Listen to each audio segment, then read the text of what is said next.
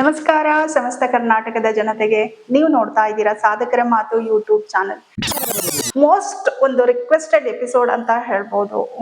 ವ್ಯಕ್ತಿನ ಅಥವಾ ಈ ಪರ್ಸನ್ನ ತುಂಬಾ ಜನ ಡಿಮ್ಯಾಂಡ್ ಮಾಡಿದ್ರೆ ಇವತ್ತು ನಮ್ ಜೊತೆ ಇದ್ದಾರೆ ಶ್ರೀ BP ಹರೀಶ್ ಅವರು, ಶಾಸಕರು, ಹರಿಹರ ಕ್ಷೇತ್ರ. ನೋಡಿ, ಯಾವುದೇ ಕನಸು ಇರಲಿಲ್ಲ, ಒಬ್ಬ ಒಳ್ಳೆಯ ರೈತನಾಗಬೇಕು ಅಂತಕ್ಕಂಥ ಆಸೆ. ರೈತ ಇರದ ನಾಡೇ ಇಲ್ಲ. ಆದಷ್ಟು ಬೇಗ ಎಲ್ಲ ಸಿಕ್ತು. ನಂತರ ಸೋಲು.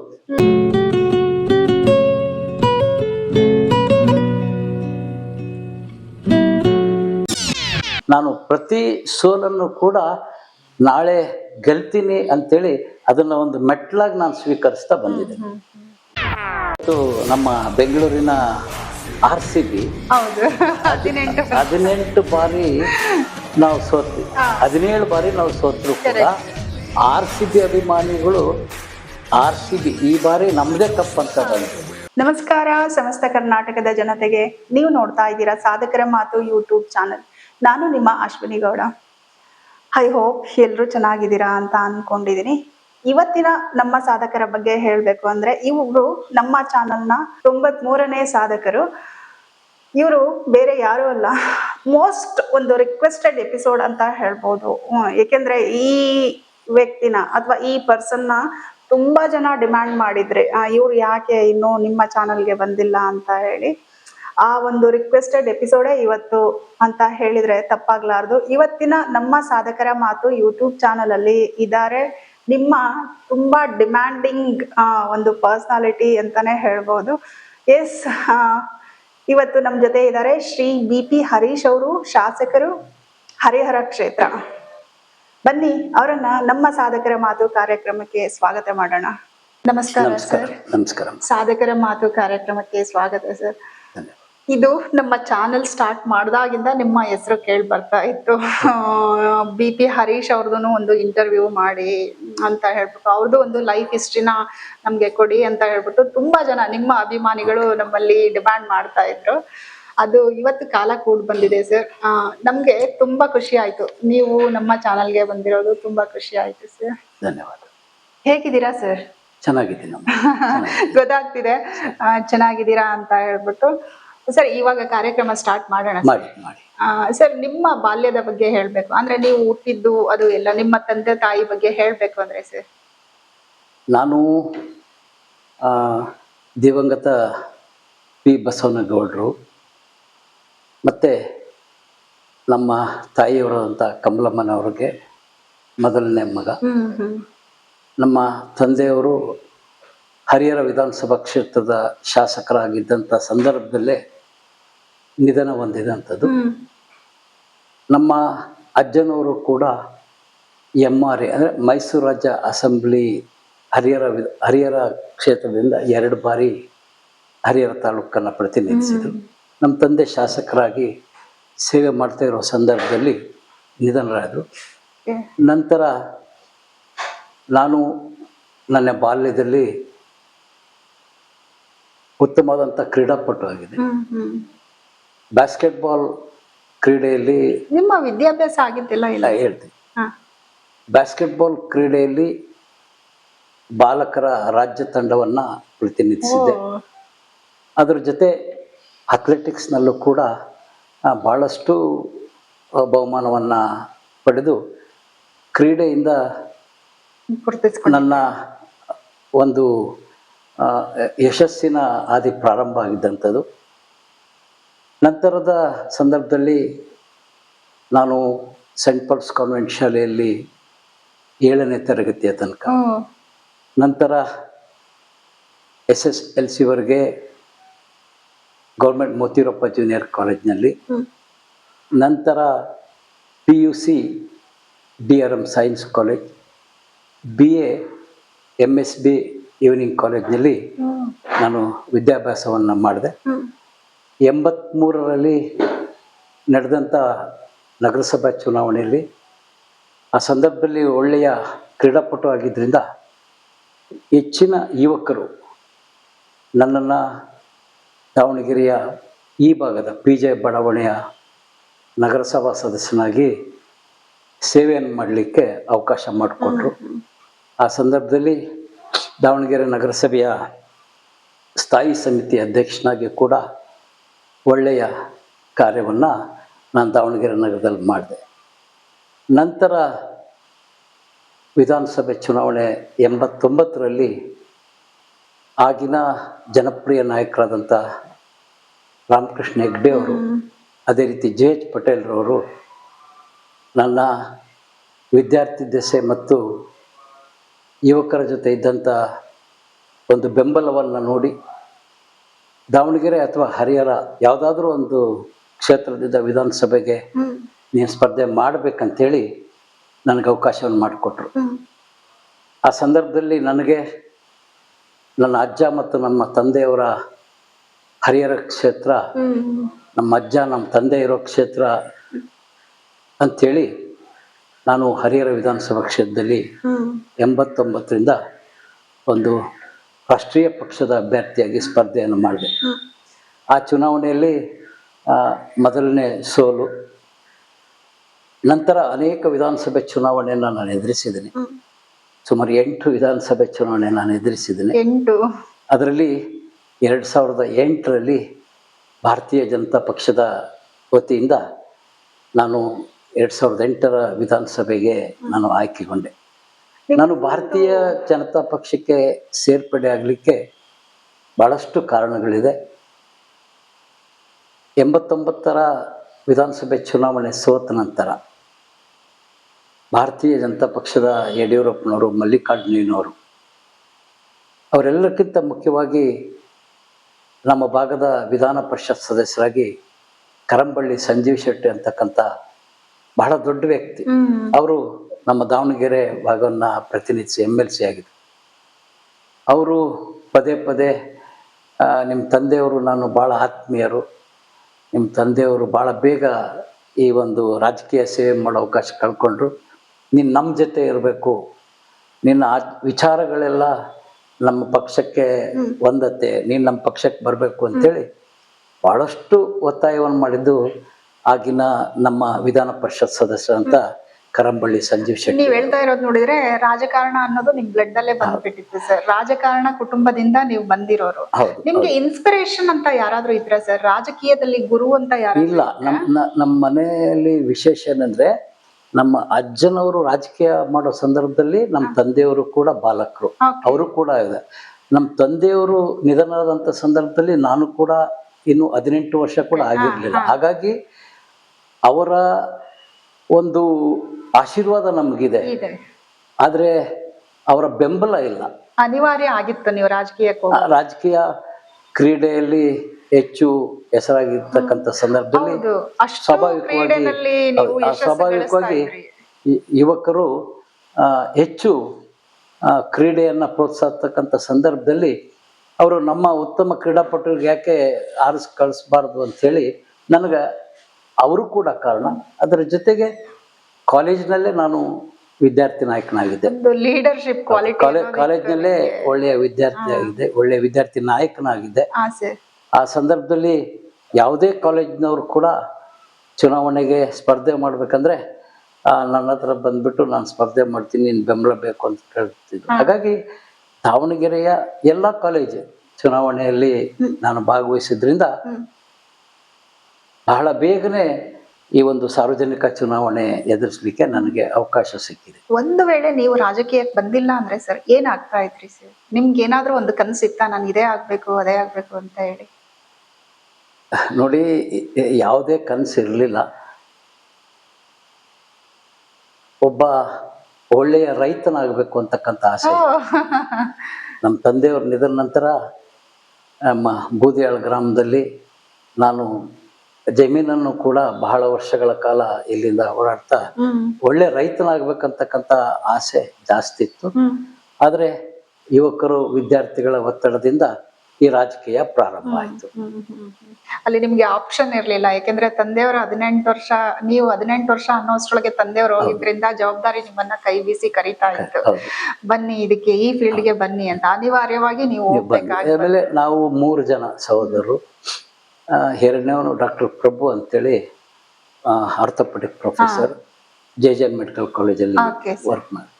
ಮೂರನೇವನು ಸುರೇಶ್ ಅಂತ ಹೇಳ್ಬಿಟ್ಟು ಇಂಜಿನಿಯರಿಂಗ್ ಮುಗಿಸಿ ಬಿಸ್ನೆಸ್ ಮಾಡ್ತಾ ಇದ್ದಾರೆ. ನನಗೆ ಒಬ್ಳು ಸಹೋದರಿ ರೇಣುಕಾ ಅಂತೇಳಿ, ಅವಳು ಹೌಸ್ ವೈಫ್, ಅಂದರೆ ನಮ್ಮ ಭಾವನವರು ಇಂಜಿನಿಯರ್ ಆಗಿದ್ದಾರೆ, ಅವ್ರ ಜೊತೆ ಇದ್ದಾರೆ. Okay sir. ಓಕೆ. ನಾವು 3 ಜನ ನಮ್ಮ ತಂದೆಯವರಿಗೆ ಮಕ್ಕಳು. ನಿಮ್ಮ ಫಸ್ಟ್ ಎಲೆಕ್ಷನ್ ತಯಾರಿ ಹೇಗಿತ್ತು ಸರ್? ಯಾಕಂದ್ರೆ ತಂದೆಯವ್ರು ಇಲ್ದೇನೆ, ಯಾಕೆಂದ್ರೆ ತಂದೆ ಅಂತ ಅಂದ್ರೇನೆ ಒಂದು ನಮ್ಗೆ ಒಂದು ಇಲ್ಲ, ನನಗೆ 83 ನಗರಸಭೆ ಚುನಾವಣೆಗೆ ನಾನು ನಿಲ್ಬೇಕು ಅಂತಕ್ಕಂಥ ಆಸೆನೇ ನನಗಿರಲಿಲ್ಲ. ಇಲ್ಲ. ಹಾಗೆಯೇ ಆಗಿನ ವಿದ್ಯಾರ್ಥಿಗಳು, ಕ್ರೀಡಾಪಟುಗಳೆಲ್ಲ ಅವರು ಹಣ ಸೇರಿಸಿ ನನಗೆ ಚುನಾವಣೆಗೆ ಸ್ಪರ್ಧೆ ಮಾಡ್ಲಿಕ್ಕೆ ಅವಕಾಶ ಮಾಡಿಕೊಟ್ರು. ಯಾಕೆಂದ್ರೆ ಆ ಸಂದರ್ಭದಲ್ಲಿ ಮನೆಯಿಂದ ದುಡ್ಡು ಹಾಕ್ಲಿಕ್ಕೆ ಶಕ್ತಿ ಇರಲಿಲ್ಲ. ಆಮೇಲೆ ನಾನು ಈ ವಯಸ್ಸಿಗೆ ರಾಜಕೀಯ ಚುನಾವಣೆ ನಿಲ್ತೀನಿ ಅಂತೇಳಿ ಮನೆಯಲ್ಲಿ ಹಣ ಕೇಳುವಂಥ ಪರಿಸ್ಥಿತಿನೂ ಇರಲಿಲ್ಲ. ಹಾಗಾಗಿ 100ಕ್ಕೆ 100 ನನ್ನ ಸ್ನೇಹಿತರು ಯಾರು ಅನೇಕ ಕಾಲೇಜ್ ಚುನಾವಣೆಯಲ್ಲಿ ನಾನು ಬೆಂಬಲ ಕೊಟ್ಟಿದ್ದೆ, ಅವರಿರ್ಬೋದು, ನನ್ನ ಕ್ರೀಡೆಯಲ್ಲಿರ್ತಕ್ಕಂಥ ಸಹಪಾಠಿಗಳು 100ಕ್ಕೆ 100 ಅವರು ಹಣದಿಂದ ನನಗೆ ಚುನಾವಣೆ, ಅವ್ರು ಇಷ್ಟ ಹೇಳ್ತಾ ಇದ್ದು, ನೀನು ನಾಮಿನೇಷನ್ ಫೈಲ್ ಮಾಡಿ ಕೈ ಮುಗಿ ಉಳಿದಿದ್ದೆಲ್ಲ ನಮಗೆ ಬಿಡು ಅಂತ. ಹಾಗಾಗಿ ನನಗೆ ಹಣಕಾಸಿನ ವಿಚಾರದಲ್ಲಿ ಬಹಳಷ್ಟು ಚುನಾವಣೆಗಳಲ್ಲಿ ನನಗೆ ಅದರ ಅನುಭವನೇ ಇಲ್ಲ. ಯಾಕಂದ್ರೆ 100ಕ್ಕೆ 100 ನನ್ನ ಆತ್ಮೀಯರು, ನನ್ನ ಬಂಧುಗಳು, ಇವರ ಒಂದು ಸಹಾಯದಿಂದ ಈ ಕ್ಷೇತ್ರದಲ್ಲಿ ಇದ್ದೀನಿ. ಇವತ್ತು ನಾನೇನಾದರೂ ಮಧ್ಯಮ ವರ್ಗದವನಾಗಿ ಇಷ್ಟು ಚುನಾವಣೆಗಳನ್ನು ಎದುರಿಸಿದ್ದೀನಿ ಅಂದರೆ ನಾನು ಯಾವತ್ತೂ ಕೂಡ ಆ ದೇವರನ್ನು ಸ್ಮರಿಸ್ತೀನಿ. ಇವತ್ತು ಅನೇಕರು ಒಂದು ಗ್ರಾಮ ಪಂಚಾಯತಿ ಚುನಾವಣೆ ಸೋತ್ರೆ ರಾಜಕೀಯನೇ ಬೇಡಪ್ಪ ಅಂತ ಹೇಳಿ ಹಿಂದೆ ಸರಿತಾರೆ. ಅಂಥದ್ರಲ್ಲಿ ಅನೇಕ ವಿಧಾನಸಭೆ ಚುನಾವಣೆಯಲ್ಲಿ ಸೋತ್ರು ಕೂಡ ನನಗೆ ಅನಿಸ್ಲಿಲ್ಲ. ಕಾರಣ ಇಷ್ಟೇ, ಎಲ್ಲ ರೀತಿಯ ಸಹಕಾರ ನನ್ನ ಬಂಧುಗಳು, ನನ್ನ ಸ್ನೇಹಿತರು ನನಗೆ ನೀಡಿದ್ರಿಂದ ನಾನು ಈ ಕ್ಷೇತ್ರದಲ್ಲಿ ಉಳಿದಿದ್ದೀನಿ. ಇದಕ್ಕೆಲ್ಲ ಆ ತಾಯಿಯ ಆಶೀರ್ವಾದ ಅಂತೇಳಿ ನಾನು ದೇವರನ್ನ ನಂಬಿರ್ತಕ್ಕಂಥವ್ರು. ಓಕೆ, ನೀವು ಹೇಳಿದ್ರಿ ಸರ್ ಈವ್ನಿಂಗ್ ಕಾಲೇಜ್ ಹೋಗ್ತಾ ಇದ್ದೆ ನಾನು ಅಂತ. ಯಾಕೆ ಸರ್ ಈವ್ನಿಂಗ್ ಕಾಲೇಜ್? ಆಗ ಜಮೀನ್ ಮಾಡೋ ಹುಚ್ಚು ಜಾಸ್ತಿ ಇತ್ತು. ಅನಂತರ ಸ್ಪೋರ್ಟ್ಸ್ ಮ್ಯಾನ್ ಆಗಿದ್ದೆ, ರಾಜ್ಯ ತಂಡವನ್ನು ಪ್ರತಿನಿಧಿಸ್ತಾ ಇದ್ದೆ. ಹಾಗಾಗಿ ವ್ಯವಸಾಯಕ್ಕೆ ಮತ್ತು ಕ್ರೀಡೆಗೆ ಹೆಚ್ಚು ಒತ್ತಿದ್ದರಿಂದ ಓದಬೇಕು, ಒಂದು ಈವ್ನಿಂಗ್ ಕಾಲೇಜ್ ಸೇರಿತ್ತು. ಆ ಕಾರಣಕ್ಕೆ ಈವ್ನಿಂಗ್ ಕಾಲೇಜ್ ಸೇರಿದ್ದು. ಇದಾದ್ಮೇಲೆ ಸರ್ ನಿಮ್ಮ ಲೈಫಲ್ಲಿ ಶ್ರೀಮತಿಯವರ ಎಂಟ್ರಿ ಯಾವಾಗ ಆಯ್ತು ಸರ್? ನನ್ನ ವಿವಾಹ ಕೂಡ ರಾಜಕೀಯ ಪ್ರವೇಶನೂ ಮುಂಚಿತವಾಗಿ ಬೇಗ ಆಯ್ತು. ನನ್ನ ಮದುವೆ ಕೂಡ 84ರಲ್ಲಿ ಆಯ್ತು. 84ರಲ್ಲಿ ನಗರಸಭಾ ಸದಸ್ಯನಿದ್ದಾಗಲೇ ಆಯ್ತು. ಆಮೇಲೆ ನಾನು ನಗರಸಭಾ ಸದಸ್ಯನಾದಂಥ ಸಂದರ್ಭದಲ್ಲಿ ನಗರ ಯೋಜನಾ ಪ್ರಾಧಿಕಾರದ ಸದಸ್ಯ ಆಗಿದ್ದೆ. ದಾವಣಗೆರೆ ಸಕ್ಕರೆ ಕಾರ್ಖಾನೆಯ ನಿರ್ದೇಶಕ ಆಗಿದೆ. ಆಮೇಲೆ ಕಬ್ಬು ಅಭಿವೃದ್ಧಿ ಸಮಿತಿಯ ಅಧ್ಯಕ್ಷನಾಗೂ ಕೂಡ ನಾನು ಕೆಲಸ ಮಾಡಿದ್ದೀನಿ. ಬಹಳ ಚಿಕ್ಕ ವಯಸ್ಸಿನಲ್ಲೇ ಜವಾಬ್ದಾರಿ ಸ್ಥಾನಗಳನ್ನ ನಾನು ನಿಭಾಯಿಸ್ತಿದ್ದೇನೆ. ನಂತರ ವಿಧಾನಸಭೆ ಚುನಾವಣೆ ಸ್ಪರ್ಧೆ ಮಾಡ್ಲಿಕ್ಕೆ ಶುರು ಮಾಡಿದ್ಮೇಲೆ ನನ್ನ ಸೋಲು ಪ್ರಾರಂಭ. ಬಯಸೋದಕ್ಕಿಂತ ಮುಂಚೆನೆ ಎಲ್ಲ ಸಿಕ್ಬಿಡ್ತದೆ. ಆದಷ್ಟು ಬೇಗ ಎಲ್ಲ ಸಿಕ್ತು. ನಂತರ ಸೋಲು, ಯಶಸ್ಸನ್ನ ಕೊಟ್ಟಾದ್ಮೇಲೆ ಸೋಲು ಪ್ರಾರಂಭ ಆಯ್ತು. ಈ ಸೋಲಿನ ದಿನಗಳು ಹೆಂಗಿತ್ತು ಸರ್? ಸೋಲಿನ ದಿನ ನಾನು ಯಾವ ರೀತಿ ಕ್ರೀಡೆಯಲ್ಲಿ, ನೀವು ವಯಸ್ಸಿಗೆ ಮೀರಿದ ಯಶಸ್ಸನ್ನ ಆಲ್ರೆಡಿ ಕಂಡುಬಿಟ್ಟಿದ್ರಿ, ಬಟ್ ಯಾಕೆ ಈ ಸೋಲಾಯ್ತು ಅಂತ ಒಂದ್ ಕಡೆ ಯಾವತ್ತಾದ್ರೂ ಯೋಚನೆ ಮಾಡಿದ್ರಾ ಸರ್? ಒಂದು, ಇವತ್ತು ಎಲ್ಲ ಚುನಾವಣೆಗಳು ಯಾವ ಪಕ್ಷದ ಅಲೆ ಇರ್ತದೆ ಆ ಪಕ್ಷದವ್ರು ಗೆಲ್ತಕ್ಕಂಥದ್ದು ಸುಲಭ. ನಾನು 89ರ ವಿಧಾನಸಭೆ ಚುನಾವಣೆಯಲ್ಲಿ ರಾಮಕೃಷ್ಣ ಹೆಗ್ಡೆ ಅವ್ರ ನೇತೃತ್ವದ ಜನತಾ ದಳದಿಂದ ಸ್ಪರ್ಧೆ ಮಾಡಿದೆ. ಆ ಒಂದು ಚುನಾವಣೆಯಲ್ಲಿ ಕಾಂಗ್ರೆಸ್ ವೀರೇಂದ್ರ ಪಾಟೀಲ್ ಅವರನ್ನ ಮುಖ್ಯಮಂತ್ರಿ ಅಭ್ಯರ್ಥಿ ಅಂತೇಳಿ ಘೋಷಣೆ ಮಾಡಿಬಿಟ್ಟು, ಜನತಾದಳದ ಹೆಚ್ಚು ವೀರಶೈವರು ಬೆಂಬಲಿಸ್ತಾ ಇದ್ದಂಥ ಪಕ್ಷ. ಈ ಸಂದರ್ಭದಲ್ಲಿ ಕಾಂಗ್ರೆಸ್ ಯಾವ ವೀರೇಂದ್ರ ಪಾಟೀಲ್ರವ್ರನ್ನ ಮುಖ್ಯಮಂತ್ರಿ ಅಂತ ಘೋಷಣೆ ಮಾಡಿತು, ಅತಿ ಹೆಚ್ಚು 174 ಸೀಟ್ಗಳನ್ನು ಕಾಂಗ್ರೆಸ್ ಗೆದ್ದು. ಓ ಹಾಗಾಗಿ 90% ಸಚಿವರು ಮುಖ್ಯಮಂತ್ರಿಗಳು ಕೂಡ ಸೋಲುಂಟಾಯಿತು. ಮುಖ್ಯಮಂತ್ರಿಗಾಗಿದ್ದಂಥ ಬೊಮ್ಮಾಯಿ ಅವರು ಸೋಲುಂಡ್ರು, ನಮ್ಮ ಹಿರಿಯರು ಗುರುಗಳಾದಂಥ ಜೆ.ಎಚ್. ಪಟೇಲ್ರು ಸೋಲುಂಡ್ರು. ಹೌದು. ಆದ್ರೆ ಆ ಸಂದರ್ಭದಲ್ಲಿ ನನ್ನ ಸಾಧನೆ ಏನಂದ್ರೆ, ಬಹುತೇಕ ಕ್ಷೇತ್ರಗಳಲ್ಲಿ ಕಾಂಗ್ರೆಸ್ 30-40 ಸಾವಿರ ಅಂತರದಿಂದ ಗೆಲುವು ಸಾಧಿಸ್ತು. ಆದ್ರೆ ಆ ಸಂದರ್ಭದಲ್ಲೂ ಕೂಡ ದೇವ್ರು ನನ್ನ ಕೈ ಹಿಡಿದ್ರೆ ನಾನು ಸೋತಿದ್ದು ಕೇವಲ 14,000. ಓ ನಮ್ಮ ಅನೇಕ ನಾಯಕರು 30-40 ಸಾವಿರ ಅಂತರದಿಂದ ಸೋತರೂ ಕೂಡ ಅಂಥ ಚುನಾವಣೆಯಲ್ಲಿ ನಾನು ಕೇವಲ 14,500 ಸೋತಿದ್ದೀನಿ ಅಂದ್ರೆ ಅದು ನನಗೆ ಹಾಗಾಗಿ ನನಗೆ ಆ ಸೋಲಿನಿಂದ ನಾನೇನು ವಿಚಲಿತನಾಗಲಿಲ್ಲ. ಇನ್ನು ಕೂಡ ಈ ಕ್ಷೇತ್ರದಲ್ಲಿ ಒಳ್ಳೆ ಕೆಲಸ ಮಾಡಬೇಕು ಅಂತೇಳಿ ನಾನು ಪ್ರತಿ ಸೋಲನ್ನು ಕೂಡ ನಾಳೆ ಗೆಲ್ತೀನಿ ಅಂತೇಳಿ ಅದನ್ನ ಒಂದು ಮೆಟ್ಲಾಗಿ ನಾನು ಸ್ವೀಕರಿಸ್ತಾ ಬಂದಿದ್ದೇನೆ.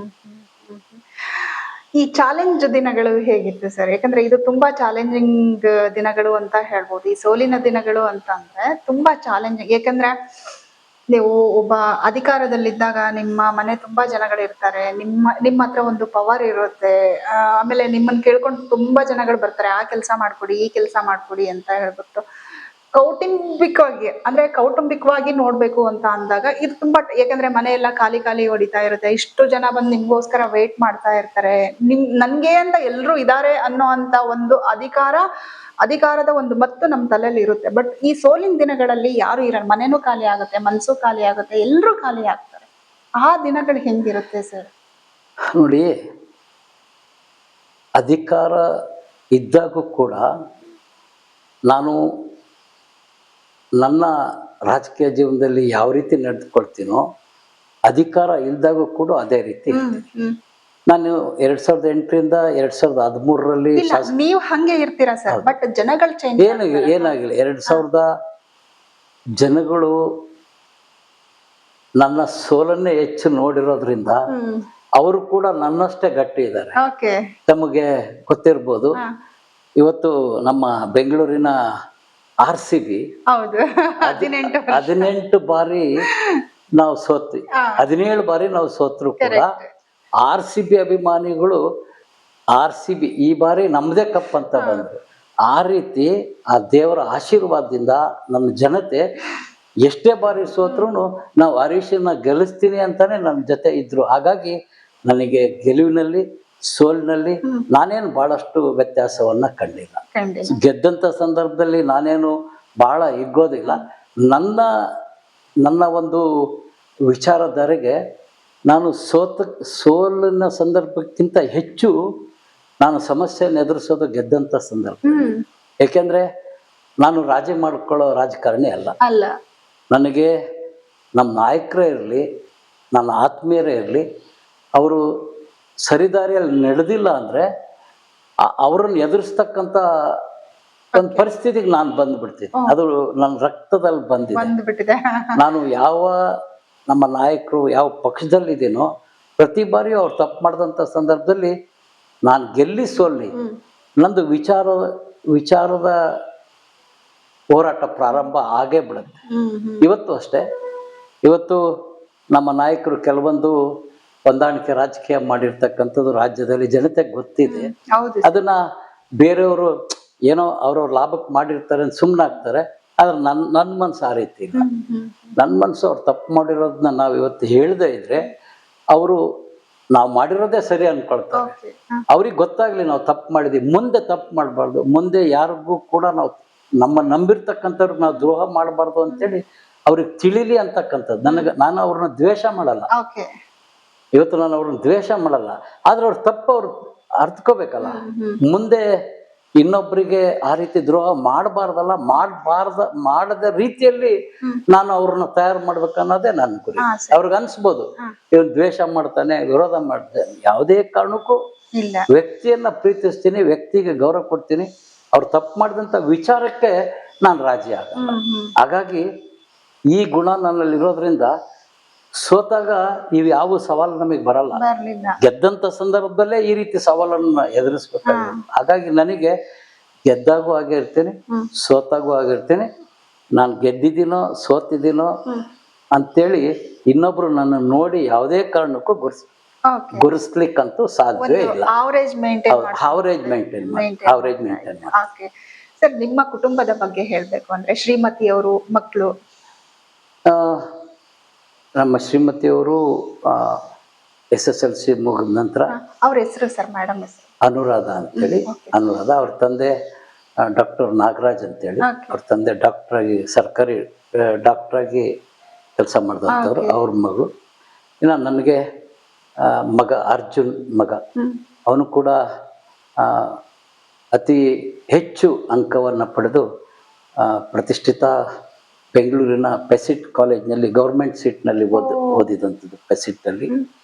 ನನ್ನ ಮಗಳು ಕೂಡ ಬಹಳಷ್ಟು ಉತ್ತಮ. ಅವರೆಲ್ಲ SSLC PUC 95 ಹೆಚ್ಚು ಅಂಕಗಳನ್ನು ಪಡೆದು. ಅಷ್ಟೇ ಅಲ್ಲ, CETಯಲ್ಲೂ ಕೂಡ ಬಹಳ ಉತ್ತಮ ಅಂಕವನ್ನು ಪಡೆದಿದ್ರು. ಹಾಗಾಗಿ ಅವರಿಬ್ಬರು ಸಾಫ್ಟ್ವೇರ್ ಇಂಜಿನಿಯರ್ ಆಗಿ ಕೆಲಸ ಮಾಡಿ, ಈಗ ಮಗ ಸ್ವಂತ ಒಂದು ಬಿಸ್ನೆಸ್ ಪ್ರಾರಂಭ ಮಾಡಿದ್ದಾನೆ. ಒಂದು 4 ವರ್ಷಗಳ ಕಾಲ ಕಂಪ್ನಿ ಕೆಲಸ ಮಾಡಿಬಿಟ್ಟು ಈಗ ಸ್ವಂತ ಬಿಸ್ನೆಸ್ ಬೆಂಗಳೂರಿನಲ್ಲೇ ಪ್ರಾರಂಭ ಮಾಡಿ. ಮಗಳು ಹೌಸ್ ವೈಫ್. ಅವಳು ಕೂಡ ಕಂಪ್ನಿಗೆ ರಾಜೀನಾಮೆ ಕೊಟ್ಟು ಈಗ ಸದ್ಯದಲ್ಲಿ ಮನೆಯಲ್ಲಿದ್ದಾರೆ. ತಂದೆಯವರ ಆದಿ ಇಬ್ರು ಹಿಡ್ದಿಲ್ಲ, ರಾಜಕಾರಣಕ್ಕೆ ಇಂಟ್ರೆಸ್ಟ್ ಇಲ್ವಾ ಅವರಿಬ್ರಿಗೂ? ಅವರಿಬ್ಬರಿಗೂ ನಾನು ರಾಜಕೀಯವನ್ನ ಯಾವತ್ತೂ ಮನೆವರೆಗೆ ತಂದಿಲ್ಲ. ನಿಮ್ಗೆ ಆಶ್ಚರ್ಯ ಆಗ್ಬೋದು. ಇವತ್ತಿ ನಮ್ಮ ಮನೇಲೆ ನೋಡಿ, ಒಬ್ರು ಮನೆಗೆ ಬರಲ್ಲ. ಅಧಿಕಾರ ಇರ್ತಕ್ಕಂಥ ಶಾಸಕರ ಮನೆ ಅಂದ್ರೆ ನೀವು ಅಂದ್ರಿ ತುಂಬಿರ್ತಿತ್ತು. ಯಾವತ್ತೂ ನಮ್ಮ ಮನೆಯಲ್ಲಿ ಮನೆ ತುಂಬಿರೋದಿಲ್ಲ. ಯಾಕಂದ್ರೆ ನಾನು ನನ್ನ ಆತ್ಮೀಯರಿಗೆ ನನ್ನದೇ ಆದಂಥ ಶೈಲಿಯಲ್ಲಿ ಕಾರ್ಯವನ್ನು ನಾನು ಮಾಡ್ತಾ ಬಂದಿದ್ದೆ. ನಿಮ್ಗೆ ಆಶ್ಚರ್ಯ ಆಗತ್ತೆ. ಸದಸ್ಯನಾಗಿದ್ದಾಗ 4 ಗಂಟೆ 15 ನಿಮಿಷಕ್ಕೆ ದಾವಣಗೆರೆ ಹಳೆ ಬಸ್ ಸ್ಟ್ಯಾಂಡ್ ಎದುರುಗಡೆ ಇರ್ತಕ್ಕಂಥ Mukund Rai Indian coffee bar ಅಂತ ಇತ್ತು, ಬಹಳ ಪ್ರಸಿದ್ಧವಾದಂಥ ಕಾಫಿ ಬಾರ್. ಅಲ್ಲಿಗೆ ಹೋಗಿ ಕಾಫಿ ಕುಡಿದು ಎಲ್ಲ ಪತ್ರಿಕೆಗಳನ್ನು ಓದಿ 5:30 5:30 ದಾವಣಗೆರೆ ನಗರಸಭಾ ಕಮಿಷನರ್, ಆರೋಗ್ಯಾಧಿಕಾರಿಗಳು, ಇಂಜಿನಿಯರ್ಗಳು ಎಲ್ಲರೂ ಅದೇ ಸ್ಥಳಕ್ಕೆ ಬರ್ತಾ ಇದ್ರು. ಅಲ್ಲಿಂದ ನಾವು ಇಡೀ ನಗರ ವೀಕ್ಷಣೆಗೆ ಹೋಗ್ತಾ ಇದ್ವಿ. ಪ್ರತಿದಿನ ವೀಕ್ಷಣೆಗೆ ಹೋಗ್ತಾ ಇದ್ವಿ. ನಂತರ ಮನೆಗೆ ಬಂದ್ಬಿಟ್ಟು ಮತ್ತೆ ನಮ್ಮ ಸ್ನಾನ ತಿಂಡಿ ಮುಗಿಸಿ ಮತ್ತೆ ಸಾರ್ವಜನಿಕ ಕ್ಷೇತ್ರದಲ್ಲಿರೋದ್ರಿಂದ ನನ್ನ ಜೀವನದಲ್ಲಿ ಮನೆಯಲ್ಲಿ ಸಾರ್ವಜನಿಕರನ್ನ ಅಟೆಂಡ್ ಮಾಡಿರೋದು 5ರಿಂದ 10% ಇರ್ಬೋದು ಅಷ್ಟೇ. ಇನ್ನೂ ಆಶ್ಚರ್ಯ ಅಂದ್ರೆ 90% CG ಹಾಸ್ಪಿಟಲ್ ಎದುರುಗಡೆ ಇಂಡಿಯನ್ ಕಾಫಿ ಬಾರ್ ಇದೆ. ಇಂಡಿಯನ್ ಕಾಫಿ ಬಾರ್ 5:30 ಹೋಗಿ ಕಾಫಿ ಕುಡಿದು ಎಲ್ಲ ಪೇಪರ್ ಓದ್ತೀನಿ. 8 ಗಂಟೆ ಒಳಗೆ ಬಹಳಷ್ಟು ಜನ ಅಲ್ಲೇ ತಮ್ಮ ಕೆಲಸ ಕಾರ್ಯಗಳನ್ನ ಕೇಳ್ಕೊಂಡು ಹೋಗ್ತಾರೆ. ನಂತರ ನಾನು ಮನೆಗೆ ಬಂದ್ಬಿಟ್ಟು ಸ್ನಾನ ಮಾಡಿ ಬ್ರೇಕ್ಫಾಸ್ಟ್ ಮುಗಿಸಿ ಹರಿಹರದ ಆಫೀಸ್ಗೆ ಹೋಗ್ತೀನಿ. ಎಲ್ಲ ಅಲ್ಲಿ ನಾನು ಅಟೆಂಡ್ ಮಾಡ್ತೀನಿ. ಮತ್ತೆ ಸಂಜೆ ಮನೆಗೆ ಬಂದ ಅಂದ್ರೆ ನಾನು ಬೆಳಿಗ್ಗೆ 5 ಗಂಟೆಗೆ ಜನರಿಗೆ ಸಿಗೋದ್ರಿಂದ ನಮ್ಗೇನು ಒತ್ತಡ ಆಗೋದೇ ಇಲ್ಲ. ಸಂಜೆಯಿಂದ ಅಂತೂ ಯಾರು ಬರೋದೇ ಇಲ್ಲ, ಅಷ್ಟು ಆರಾಮಾಗಿರ್ತೀನಿ. ಮತ್ತೆ ಸಂಜೆ ನಂತರ 1 ಗಂಟೆ ರೆಸ್ಟ್ ತಗೊಂಡ್ರೆ ಮತ್ತೆ ಸ್ನೇಹಿತರ ಜೊತೆ, ಬೆಳಿಗ್ಗೆ ಕೂಡ ಸ್ನೇಹಿತರು, ಸಂಜೆ ಕೂಡ ಸ್ನೇಹಿತರು. ನಾನು ಅವ್ರ ಜೊತೆ ಹೆಚ್ಚಾಗಿ ಕಳಿತೀನಿ. ಹಾಗಾಗಿ ಮನೆಯಲ್ಲಿ ರಾಜಕೀಯ ಬಹಳ ಕಡಿಮೆ.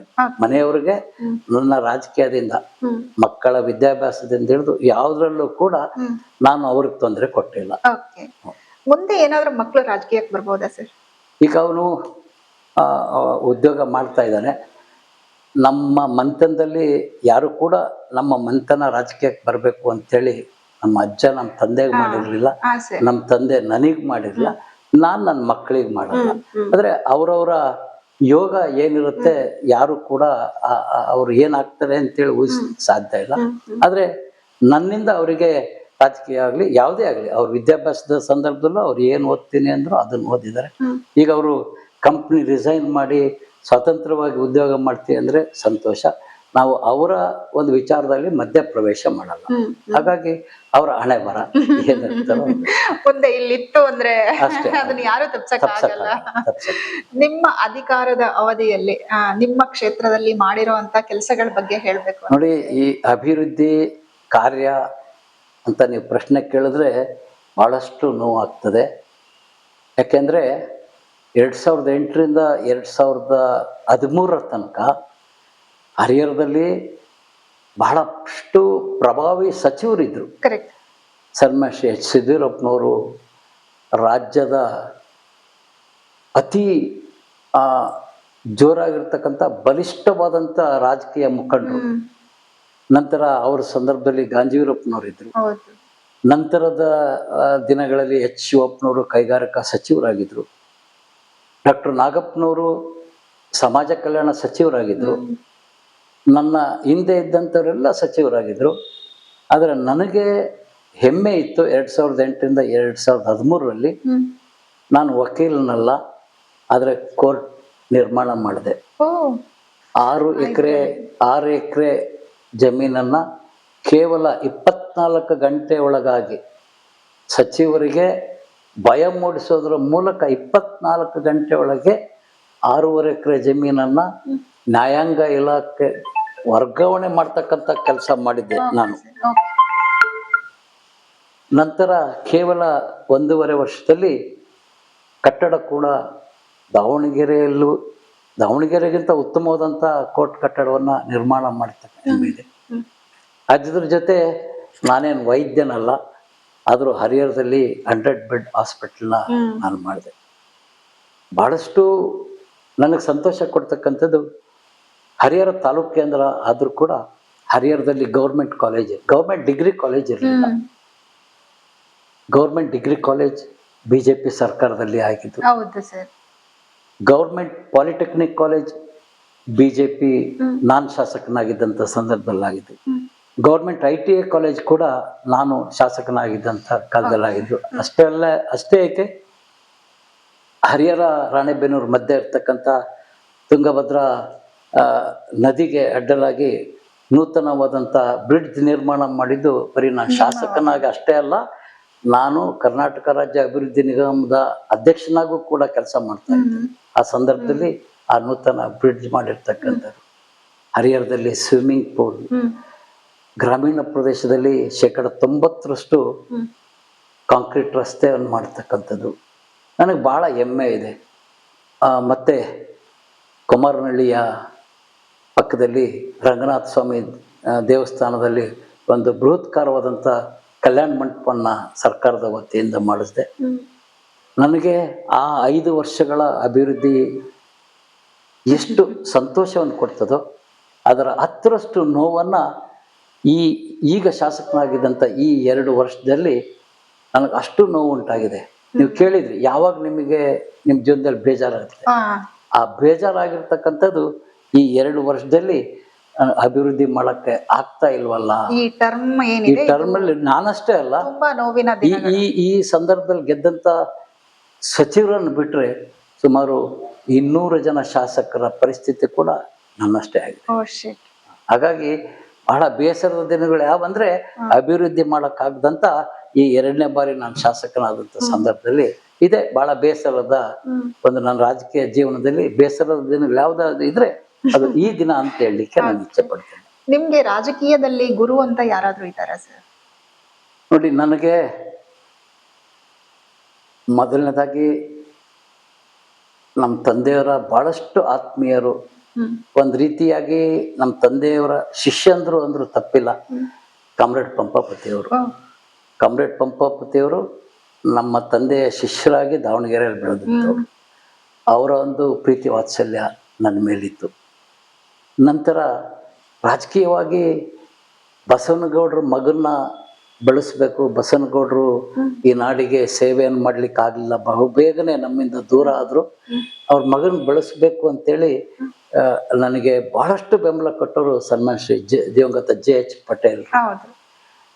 ನಾನು ಹೇಳ್ಬೇಕಾದ್ರೆ ನನಗೆ ಯಡಿಯೂರಪ್ಪನವರಿಂದ ಹಿಡಿದು ದಿವಂಗತ G ಮಲ್ಲಿಕಾರ್ಜುನಪ್ಪನವರು ಸಂಸದರಾಗಿದ್ದರು, ಅದು ದೇವರ ಒಂದು ಆಶೀರ್ವಾದ ಏನೋ ಗೊತ್ತಿಲ್ಲ, ನನಗೆಲ್ಲರೂ ಕೂಡ ಆಶೀರ್ವಾದ ಮಾಡಿ ನನ್ನನ್ನು ಬೆಳೆಸಿದ್ದಾರೆ. ಇಲ್ಲಾಂದರೆ ಇವತ್ತು ಈ ಒಂದು ಚುನಾವಣೆ ವೆಚ್ಚ ಪರಿಸ್ಥಿತಿಯನ್ನು ನೋಡಿದ್ರೆ ನಮ್ಮಂಥವರೆಲ್ಲ ರಾಜಕೀಯದಲ್ಲಿ ಚುನಾವಣೆಯಲ್ಲಿ ಎದುರಿಸ್ಲಿಕ್ಕೆ ಸಾಧ್ಯವೇ ಇದ್ದಿಲ್ಲ. ಇವತ್ತು ನಾನು ಎದುರಿಸಿದ್ದೀನಿ ಅಂದರೆ ಈ ಎಲ್ಲ ಮಹಾತ್ಮರ ಒಂದು ಆಶೀರ್ವಾದ ಬೆಂಬಲ ನನಗೆ ಇರೋದ್ರಿಂದ ಇವತ್ತು ಕೂಡ ನಾನು ಈ ಕ್ಷೇತ್ರದಲ್ಲಿ ಇದ್ದೀನಿ. ಇವತ್ತಿನ ಪ್ರಕಾರ ರಾಜಕೀಯ ಅಂದ್ರೆ ಬಂಡವಾಳಶಾಹಿಗಳಿಗೆ ಮಾತ್ರ ರಾಜಕಾರಣ ಅನ್ನೋದು ಒಂದು ಕಾನ್ಸೆಪ್ಟ್ ಬಂದ್ಬಿಟ್ಟಿದೆ ಸರ್. ಇದ್ರ ಬಗ್ಗೆ ಹೇಳೋದಾದ್ರೆ ಅಂದ್ರೆ ನೋವಿನ ವಿಚಾರ ಅಂತ ಹೇಳಿದ್ರು ಇದು ತಪ್ಪಾಗ್ಲಾರ್ದು. ಯಾಕೆಂದ್ರೆ ಪಕ್ಷದಲ್ಲಿ 10 ವರ್ಷ 20 ವರ್ಷ ಎಲ್ಲ ಕಾರ್ಯಕರ್ತರಾಗಿ ಕೆಲಸ ಮಾಡಿರ್ತಾರೆ, ಅವರುಗಳಿಗೆ ಅಧಿಕಾರ ಇರಲ್ಲ. ಯಾರೋ ಒಬ್ಬ ದುಡ್ಡು ತಗೊಂಡ್ ಬಂದ ಅಂದ್ರೆ ರಾತ್ರೋರಾತ್ರಿ MLA ಆಗ್ತಾನೆ, MP ಆಗ್ತಾನೆ, ಈ ತರ ಆಗ್ತಾರೆ. ಈ ಇತ್ತೀಚಿನ ದಿನಗಳಲ್ಲಿ ಅದು ಜಾಸ್ತಿ ಆಗಿದೆ.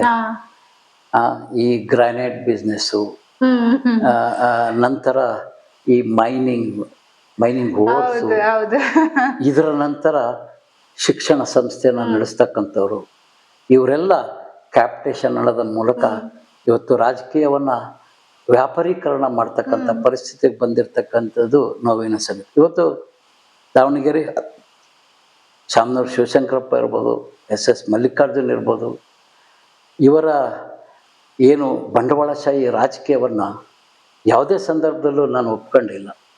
ಯಾವುದೇ ಸಂದರ್ಭದಲ್ಲಿ ಅವರ ಒಂದು ದೌರ್ಜನ್ಯಕ್ಕಾಗಲಿ ಅವರ ಹಣದ ಅಹಂಕಾರಕ್ಕಾಗಲಿ ನಾನು ಯಾವತ್ತೂ ಕೂಡ ಬೆಲೆ ಕೊಟ್ಟಿಲ್ಲ. ಹಾಗಾಗಿ ಅವರು ಕೂಡ ಅಹಂಕಾರ ಮಾತನಾಡಿದಂಥ ಸಂದರ್ಭದಲ್ಲಿ ನಾನು ಒಂದು ನಿಮಿಷ ಕೂಡ ನಾನು ಅದನ್ನು ಒಪ್ಪೋದಿಲ್ಲ, ಖಂಡಿಸ್ತೀನಿ. ಅವ್ರ ವಿರುದ್ಧ ಹೋರಾಟವನ್ನು ಕೂಡ ಮಾಡ್ತೇನೆ.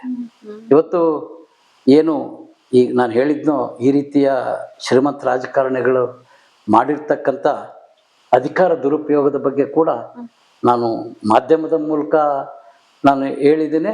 ಅಷ್ಟೇ ಅಲ್ಲ, ಅಧಿಕಾರಿಗಳಿಗೆ ಪತ್ರವನ್ನು ಕೊಡೋದ್ರ ಮೂಲಕ ಇಲ್ಲಿ ಇವರು ಭ್ರಷ್ಟಾಚಾರ ಮಾಡಿದರೆ ಇದನ್ನ ತನಿಖೆ ಮಾಡಬೇಕು ಅಂತ ಕೂಡ ನಾನು ಹೋರಾಟವನ್ನ ಮಾಡ್ತಾ ಇದ್ದೇನೆ. ಸರ್, ನೀವ್ ಹೇಳಿದ್ರಿ ಈಗ ರಾಜಕೀಯದಲ್ಲಿ ಒಂದು ಬಾಂಧವ್ಯ ಅನ್ನೋದು ಕಾಣ್ತಾ ಇದೆ. ನೀವ್ ಹೇಳಿದ್ರಿ ನಾನ್ ಚಿಕ್ಕವನಿದ್ದಾಗ ನನ್ನ ತಂದೆಯ ಶಿಷ್ಯಂದ್ರು ನನ್ನ ಗುರುಗಳ ಮಗ ಇವನನ್ನ ಬೆಳೆಸ್ಬೇಕು, ಇವನ್ನ ರಾಜಕೀಯದಲ್ಲಿ ಏನೋ ಒಂದು ದಾರಿಗೆ ತರಬೇಕು, ಈ ತರ ಯೋಚನೆ ಮಾಡಿ ನನ್ನನ್ನ ಬೆಳೆಸಿದ್ರು ಅಂತ ಹೇಳಿ. ಈಗ ಇದೇನಾ ಸರ್? ಈಗ ಕನಸಿನಲ್ಲೂ ಅದನ್ನ ಯೋಚನೆ ಮಾಡಂಗಿಲ್ಲ ಅಲ್ವಾ ಸರ್? ಕನಸಿನಲ್ಲೂ ಯೋಚನೆ ಮಾಡಕ್ ಸಾಧ್ಯ ಇಲ್ಲ.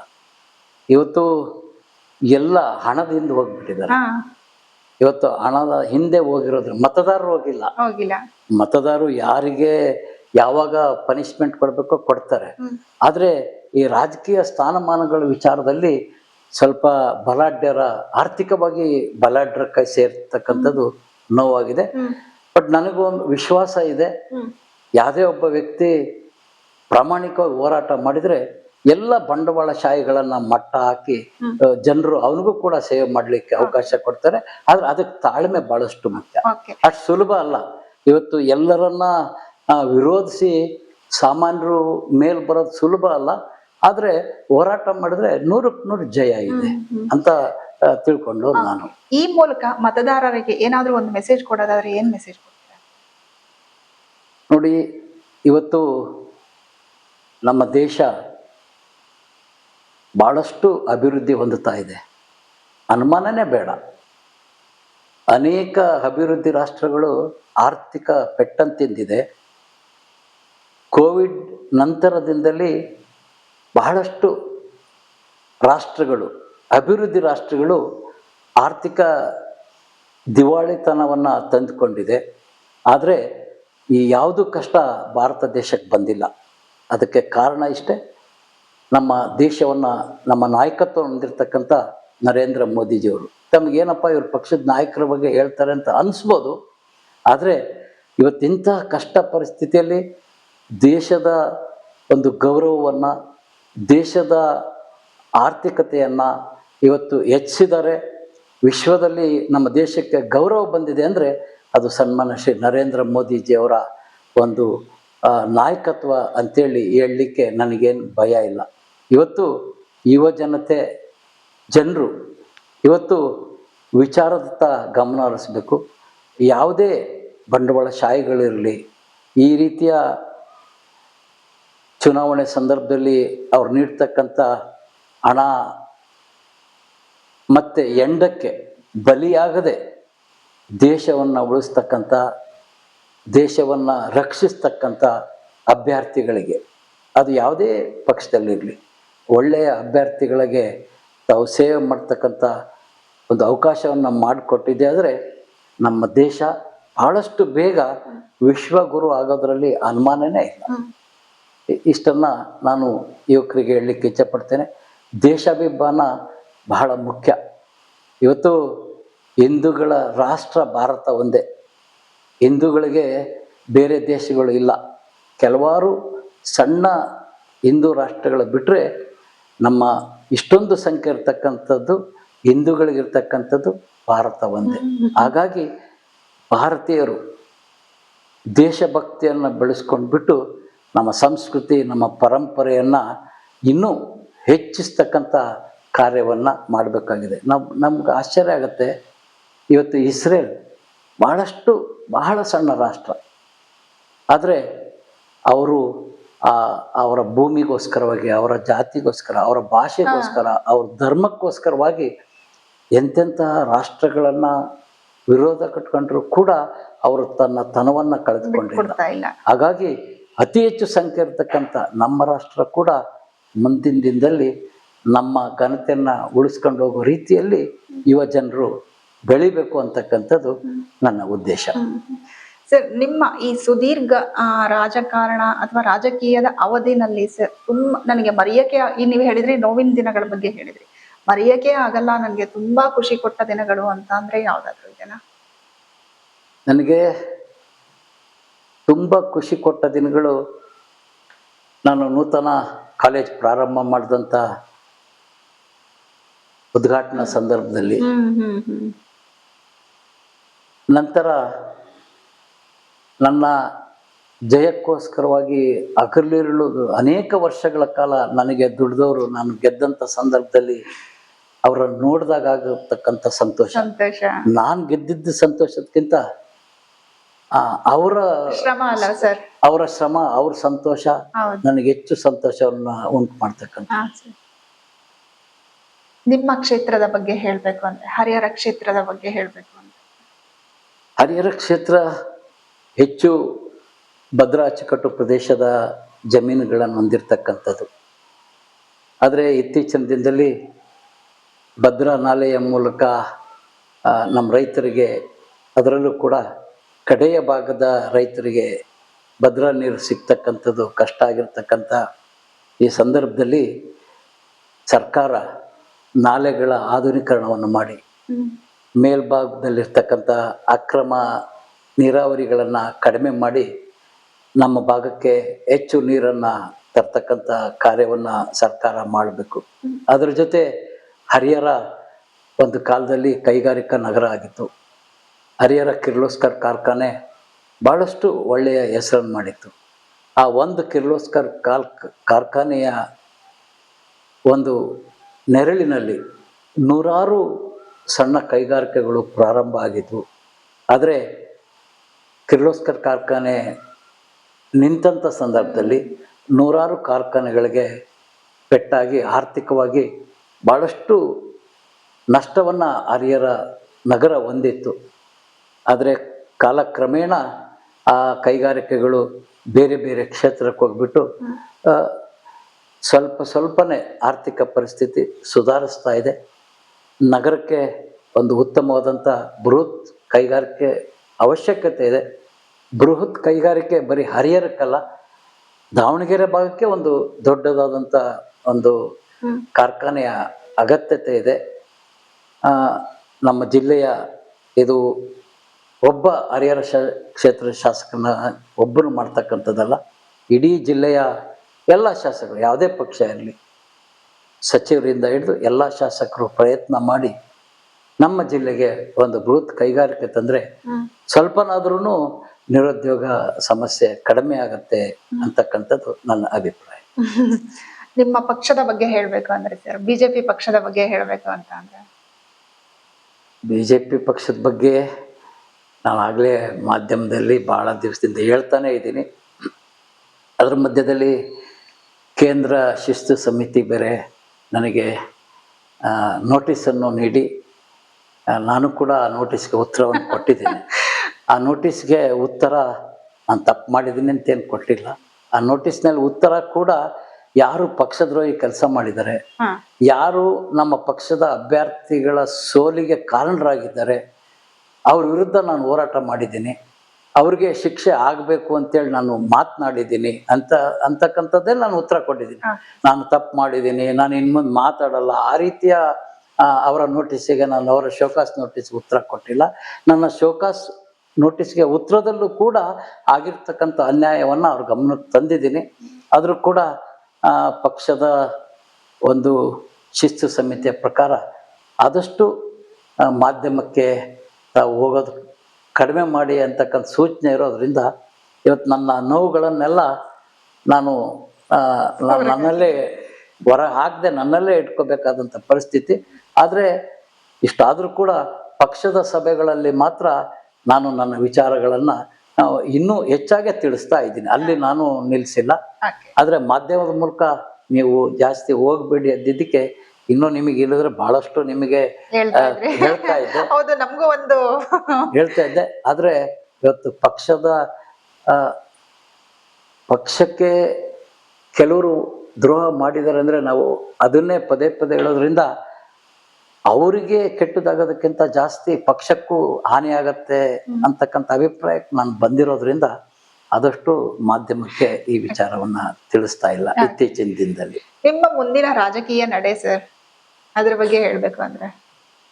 ನನ್ನ ಮುಂದಿನ ರಾಜಕೀಯ ಇವತ್ತು ಏನು ಕಾಂಗ್ರೆಸ್ಸಿನ ಸಿದ್ದರಾಮಯ್ಯನವರ ಈ ಗ್ಯಾರಂಟಿ ಸರ್ಕಾರ ಇದೆ, ಇದು ರಾಜ್ಯದ ಅಭಿವೃದ್ಧಿಯನ್ನ ಬಹಳಷ್ಟು ಕಡೆಗಾಣಿಸಿದೆ. ಈ ಒಂದು ಸರ್ಕಾರ ಎಲ್ಲ ಕ್ಷೇತ್ರದಲ್ಲಿ ಸೋಲುಂಟಾಗಿದೆ. ಸರ್ಕಾರವೇ ಇಲ್ಲದಂಥ ಪರಿಸ್ಥಿತಿಗಿದೆ. ರಸ್ತೆಗಳು ಉಳಿತಾ ಇಲ್ಲ, ಹಾಳಾಗ್ತಾ ಇದೆ, ಯಾವುದೇ ಅಭಿವೃದ್ಧಿ ಇಲ್ಲ. ಆದಷ್ಟು ಬೇಗ ರಾಜ್ಯದಲ್ಲಿ ಈ ಕಾಂಗ್ರೆಸ್ ಸರ್ಕಾರ ಕಿತ್ತೊಗಿಬೇಕು, ಭಾರತೀಯ ಜನತಾ ಪಕ್ಷದ ಸರ್ಕಾರ ಬರಬೇಕು. ಕೇಂದ್ರದ ನೆರವಿನಿಂದ ಮತ್ತೆ ನಮ್ಮ ರಾಜ್ಯ ಅಭಿವೃದ್ಧಿ ಕಾಣಬೇಕು ಅಂತಕ್ಕಂಥ ಆಸೆ ಇದೆ. ಆ ದಿಕ್ನತ್ತ ನಾನು ಮಾಡ್ತೇನೆ. ನೀವು ಮಾತಾಡ್ತಾ ಇರೋದು ನೋಡಿದ್ರೆ ಗ್ಯಾರಂಟಿಗಳ ಬಗ್ಗೆ ತುಂಬಾ ಅಸಮಾಧಾನ ಇದೆ ಅಂತ ಗೊತ್ತಾಗ್ತಿದೆ ಸರ್. ನಾನು ಗ್ಯಾರಂಟಿ ವಿಚಾರವನ್ನ ಸದನದಲ್ಲೇ ಹೇಳಿದ್ದೀನಿ. ಅಭಿವೃದ್ಧಿ ಇಲ್ಲ, ಏನಿಲ್ಲ, ಈ ಗ್ಯಾರಂಟಿಯಿಂದ ನಮ್ ಕರ್ನಾಟಕ ಹಾಳೋಗೋದು ಗ್ಯಾರಂಟಿ ಅಂತಾನೆ ನಾನು ಸದನದಲ್ಲೂ ಕೂಡ ಹೇಳಿದ್ದೀರಾ. ಸರ್, ಒಂದು ಪ್ರಶ್ನೆ ನಂದು ನಿಮ್ಗೆ. ರಾತ್ರೋರಾತ್ರಿ ಆ ದೇವ್ರು ನಿಮ್ಮ ಕನಸಲ್ಲಿ ದೇವ್ರು ಬಂದು ನೀನು ಒಂದು ರಾತ್ರಿ ನೀನು ಮುಖ್ಯಮಂತ್ರಿ ಆಗ್ತೀಯ, ಒಂದು ದಿನಕ್ಕೆ ನೀನ್ ಮುಖ್ಯಮಂತ್ರಿ ಆಗ್ತೀಯ, ನಿನ್ಗೆ ಅಧಿಕಾರ ಕೊಡ್ತೀನಿ ನಾನು, ಒಂದು ದಿನಕ್ಕೆ ನೀನ್ ಮುಖ್ಯಮಂತ್ರಿ ಆದ್ರೆ ಏನ್ ಮಾಡ್ತೀಯಾ ಅಂತ ಕೇಳಿದ್ರೆ, ಅಥವಾ ಒಂದು ದಿನಕ್ಕೆ ನೀವು ಮುಖ್ಯಮಂತ್ರಿ ಆದ್ರೆ ಏನೇನೆಲ್ಲ ಮಾಡ್ತೀರಾ ಸರ್? ನನಗೆ ಮೊದಲೇ ಎಲ್ಲ ಗ್ಯಾರಂಟಿಗಳನ್ನು ತೆಗಿತೀನಿ. ಬಸವಣ್ಣವರು ಕಾಯಕವೇ ಕೈಲಾಸ ಹೇಳಿದ್ರು. ನನ್ನ ಗುರಿ ನಾವು ಕಾಯಕಕ್ಕೆ ಅನುಕೂಲ ಮಾಡ್ಕೊಡ್ಬೇಕು. ಮನೇಲಿ ಕೂತಿರೋರ್ಗೆ ಗ್ಯಾರಂಟಿ ಮೂಲಕ ಹಣವನ್ನು ಕಳಿಸಿ ಅವರನ್ನ ನಿರುದ್ಯೋಗಗಳನ್ನ ಮಾಡೋದಂತೂ ನನ್ನಿಂದ ಸಾಧ್ಯ ಇಲ್ಲ. ಗ್ಯಾರಂಟಿಗಳನ್ನ ತೆಗೆದು ಎಲ್ಲರಿಗೂ ಕೂಡ ಉದ್ಯೋಗ ಸಿಗೋ ರೀತಿಯಲ್ಲಿ ರಾಜ್ಯ ಅಭಿವೃದ್ಧಿ ಆಗಲಿ ಅಂತಕ್ಕಂಥದ್ದು ನಾನು ಮಾಡ್ತೀನಿ. ಮತ್ತೆ ಬೇರೆ ಏನಾದ್ರು ಯಾರನ್ನಾದ್ರೂ ಆತರ ಯಾವ್ದು ಇಲ್ಲ.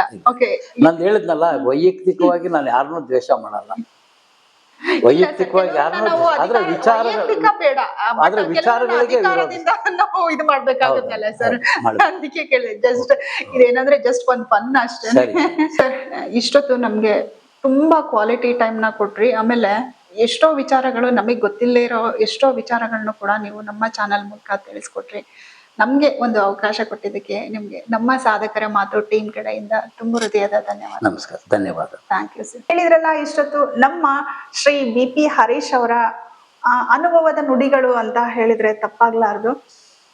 ತುಂಬಾ ತಿಳ್ಕೊಳ್ಳೋ ಅಂತ ವಿಚಾರಗಳಿತ್ತು ಅಂತ ನನ್ಗನ್ನಿಸ್ತು, ಅಳವಡಿಸ್ಕೊಳ್ಳೋ ಅಂತ ವಿಚಾರಗಳಿದಾವೆ ಅಂತ ನನ್ಗನ್ನಿಸ್ತು. ಇದೇ ತರದ ಮುಂದಿನ ಸಾಧಕರೊಂದಿಗೆ ಮತ್ತೆ ಭೇಟಿ ಆಗ್ತೀನಿ. ನಮಸ್ಕಾರ.